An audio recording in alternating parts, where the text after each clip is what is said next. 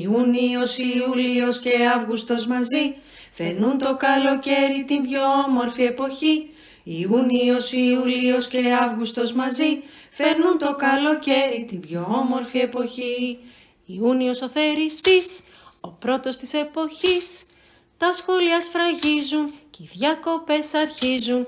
Η μέρα μεγαλώνει, το παιχνίδι δεν τελειώνει. Στα πάρκα, στις αυλές, στις παιδικές χαρές. Ιούνιος, Ιούλιος και Αύγουστος μαζί φέρνουν το καλοκαίρι την πιο όμορφη εποχή. Ιούνιος, Ιούλιος και Αύγουστος μαζί φέρνουν το καλοκαίρι την πιο όμορφη εποχή. Ιούλιος ο Αλωνάρης είναι και παιχνιδιάρης, τη ζέστη ανεβάζει και ο υδρότας στάζει. Τα μπάνια μας δροσίζουν και οι παραλίες γεμίζουν. Ζούμε το καλοκαίρι με πάγωτο στο χέρι.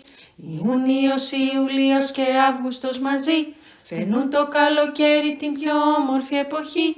Ιούνιος, Ιούλιος και Αύγουστος μαζί φέρνουν το καλοκαίρι την πιο όμορφη εποχή.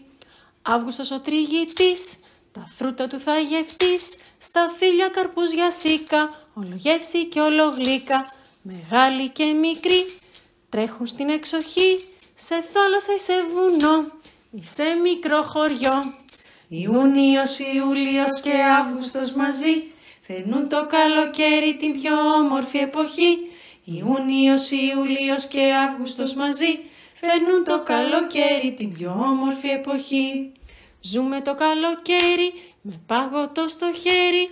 Ζούμε το καλοκαίρι με πάγωτο στο χέρι. Καλό καλοκαίρι!